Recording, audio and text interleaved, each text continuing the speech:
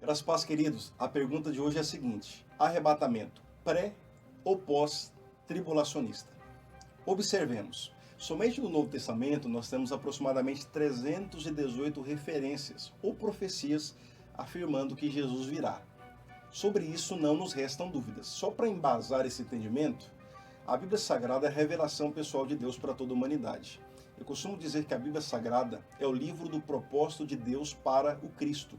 E tudo aquilo que o Pai planejou para o Cristo está revelado nas Escrituras e se cumpriu fielmente.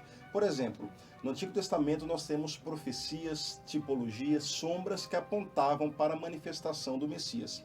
E todas essas profecias, sombras ou tipologias se cumpriram fielmente. Por exemplo, eu separei alguns textos de profecias para que vocês entendam o que eu estou dizendo. Sobre o nascimento virginal de Jesus, em Isaías 7,14, nós tínhamos essa profecia que ele nasceria de uma virgem. Em Miqueias capítulo 5, versículo 2, nós temos uma profecia afirmando que ele nasceria em Belém, e nós sabemos que Jesus nasceu em Belém da Judeia. Em Isaías 53, a partir do versículo de número 4, nós temos a profecia a respeito da substituição de Cristo na cruz do Calvário, tomando sobre si as nossas dores, as nossas enfermidades, de fato, um sacrifício vicário, ou seja, substituto. Ele nos substituiu no Calvário. Nós temos uma profecia também no Salmo de número 34, verso 20, a respeito dos seus ossos que não seriam quebrados, que se cumpriu fielmente no dia da sua crucificação. E em Oséias capítulo 6, versículo 1 e 2, nós temos a profecia a respeito da sua ressurreição. Portanto, todas as profecias, sombras e tipologias a respeito do Messias reveladas a nós no Antigo Testamento se cumpriram fielmente. No Novo Testamento, repito, nós temos muitas referências afirmando que Jesus virá para buscar a sua igreja.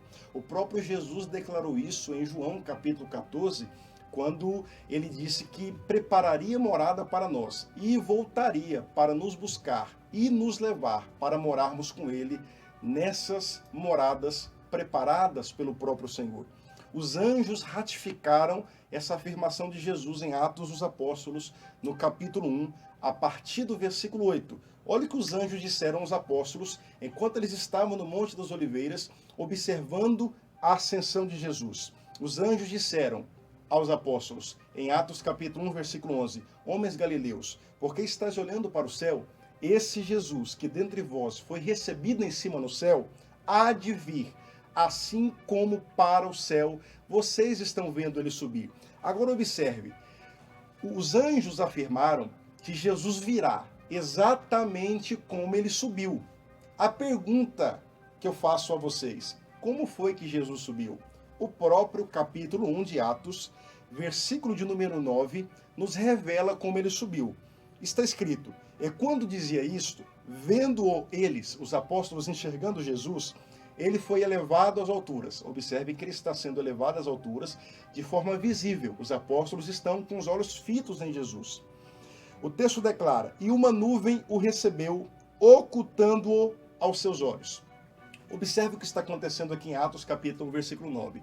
Jesus está no Monte das Oliveiras, sendo ascendido aos céus. Ele sobe de forma visível do monte à nuvem. Quando ele é recebido pela nuvem, a nuvem ocultou Jesus dos olhos dos discípulos. Da nuvem ao trono, Jesus sobe de forma oculta, de forma invisível. Observem esta visão. Jesus subiu em duas etapas. Na primeira etapa, de forma visível, do monte à nuvem. Na segunda etapa, de forma oculta, da nuvem ao trono. Os anjos afirmaram que Jesus virá da mesma forma que ele foi. Se Jesus subiu em duas etapas, logicamente, ele virá em duas etapas. Numa primeira etapa, ele virá de forma invisível, como ladrão, repentinamente, do trono à nuvem. E numa segunda etapa, isso após a tribulação, ele virá de forma visível, clara. Todo olho o verá. Você precisa guardar essa informação. Que informação é essa? É que nós temos referências bíblicas para afirmar que Jesus virá antes da tribulação. E nós também temos referências bíblicas para afirmar que ele virá pós-tribulação. Portanto, as duas visões estão corretas quando bem compreendidas. Jesus virá em duas etapas distintas. Em uma primeira etapa, ele virá para a sua esposa, para poupá-la da aflição daqueles dias. Isso está registrado em Apocalipse capítulo 3, versículo 10. Como guardaste a palavra da minha paciência, também eu te guardarei, da hora da tentação que há de vir sobre todo mundo, para tentar os que habitam sobre a terra. Então, uma referência de Deus poupando a sua esposa da grande tribulação.